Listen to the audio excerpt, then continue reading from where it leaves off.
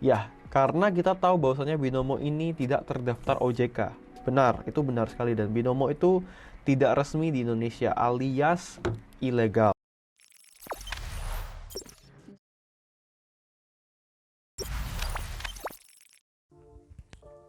Kuasa hukum Indra Kents juga minta polisi kejar pemilik aplikasi Binomo.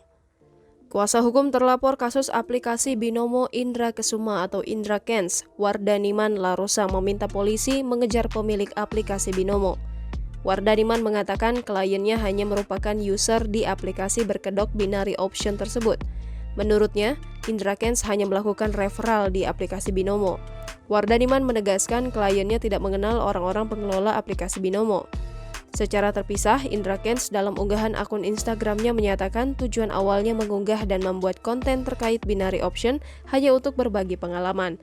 Kini, ia menyadari ada banyak orang yang merasa dirugikan akibat konten-konten tersebut.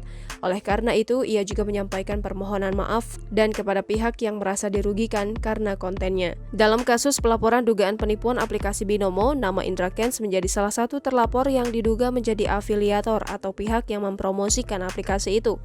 Polisi kini tengah menyelidiki kasus tersebut. Dari hasil pengambilan keterangan para korban, polisi mengatakan setidaknya dari 8 korban diduga mengalami kerugian mencapai 3,8 miliar rupiah.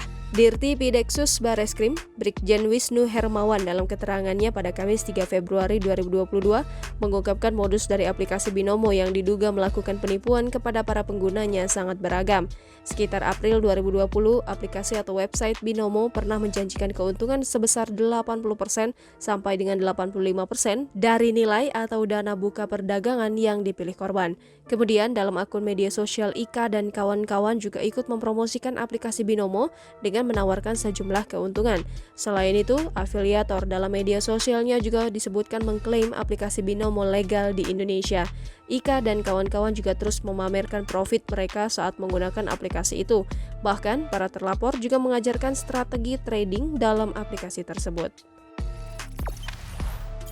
Jangan lupa subscribe, share, komen, dan like ya!